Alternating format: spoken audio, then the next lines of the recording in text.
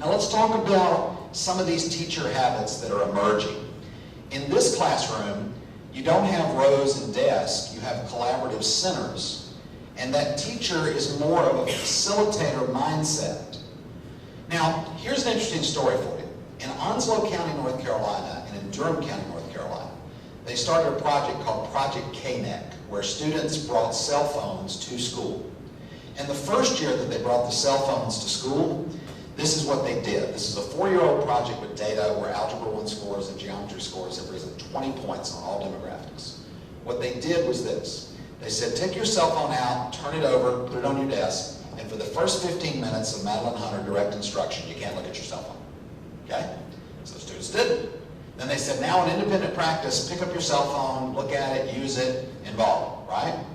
Now, a kid, right, went to a website he shouldn't have gone to, okay? And then they said, all right, we've got to set some policies, we've got to set some procedures.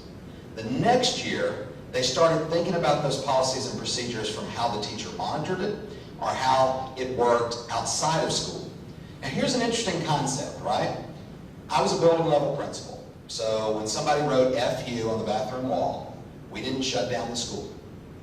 We erased it, educated the kid and parent, and disciplined the kid.